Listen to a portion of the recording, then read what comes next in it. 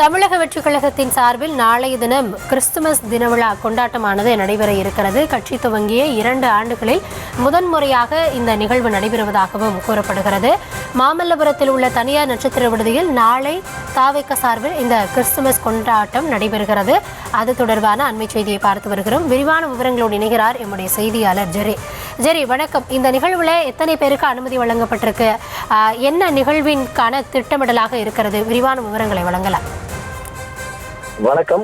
தமிழக வெற்றி கழகத்தின் சார்பில் நாளை சமத்துவ கிறிஸ்துமஸ் தின விழா கொண்டாட்டம் அக்கட்சியினுடைய தலைவர் விஜய் தலைமையில நடைபெற இருக்கிறது. மாமல்லபுரத்தில் உள்ள தனியார் நட்சத்திர விடுதியில நடைபெறும் இந்த நிகழ்ச்சியில கட்சியின் தலைவர் விஜய் பங்கேற்று பொருளாதார ரீதியாக நலிவடைந்தவர்களுக்கு நலத்திட்ட உதவிகளை வழங்கி கிறிஸ்துமஸ் பண்டிகையை கொண்டாட இருக்கிறார்.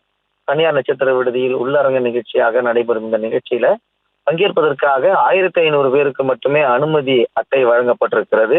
அனுமதி அட்டை வைத்திருப்பவர்கள் மட்டுமே உள்ள அனுமதிக்கப்படுவார்கள் எனவும் கூறப்படுகிறது. பொதுவாகவே இந்த கரூர் கூட்ட நெரிசலுக்கு பின்பு தமிழக வெற்றி கழகம் நடத்தும் அனைத்து நிகழ்ச்சிகளிலுமே QR கோடு அடங்கிய அடையாள அட்டை வழங்கப்படுகிறது. காரணம், வெளி மாவட்டங்களில் இருந்து வருபவர்கள் மற்றும் ரசிகர்கள் உள்ளே வந்துவிடக்கூடாது என்பதற்காகவும், அதனால் கூட்ட நெரிசலில் எந்தவித அசம்பாவிதமும் ஏற்பட்டு விடக்கூடாது என்பதற்காக குறிப்பிட்ட 1500 பேருக்கு மட்டுமே அடையாள அட்டை வழங்கப்பட்டிருக்கிறது. தமிழக வெற்றி கழகத்தை பொறுத்த வரைக்கும் அக்கட்சி மாவட்டங்களாக 120 மாவட்டங்கள் பிரிக்கப்பட்டிருக்கிறது. அப்படி 120 மாவட்ட செயலாளர்களிலிருந்து குறிப்பிட்ட 1500 பேருக்கு மட்டுமே அனுமதி அட்டை வழங்கப்பட்டு நாளை நிகழ்ச்சி நடைபெற இருக்கிறது. கட்சி தொடங்கி 2 ஆண்டுகள்ல கடந்த ஆண்டு, அதாவது முதல் ஆண்டிலேயே இஃப்தார் நோன்பு நிகழ்ச்சி நடத்தப்பட்டது. ஆனால் அந்த ஆண்டு டிசம்பர் மாதம் கிறிஸ்துமஸ் பண்டிகை நடத்தப்படவில்லை. ஆனால் இந்த ஆண்டு சமத்துவ கிறிஸ்துமஸ் பண்டிகை தமிழக வெற்றி கழகம் சார்பில் கொண்டாடப்பட இருக்கிறது.